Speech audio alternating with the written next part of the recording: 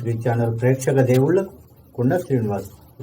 శేరిలింగంపల్లి డివిజన్లోని పాపరెడ్డి నగర్లో డ్రైనేజీ వ్యవస్థ సరిగా లేక రోడ్లపై పొంగిపొర్లి తీవ్ర ఇబ్బందులు పడుతున్నామని స్థానిక కాలనీవాసులు తెలియజేసిన నేపథ్యంలో Lingampally contested corporator Yellesh BJP శ్రేణులతో కలిసి బీజేపీ రాష్ట్ర కార్యవర్గ సభ్యులు శేరిలింగంపల్లి అసెంబ్లీ ఇన్ఛార్జ్ రవికుమార్ యాదవ్ కాలనీలో పర్యటించారు. ఈ సందర్భంగా వారు మాట్లాడుతూ కాలనీలో కొన్ని సంవత్సరాల క్రితం ఏర్పాటు చేసిన డ్రైనేజీ వ్యవస్థ చాలా వరకు పాడైపోయాయని, లైన్లు మార్చాల్సిన అవసరం ఉందని అన్నారు.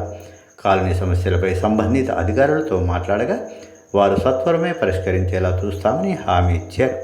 వారు చేయలేని పక్షంలో తన సొంత నిధులతోనైనా పూర్తి చేయిస్తానని హామీ ఇచ్చారు.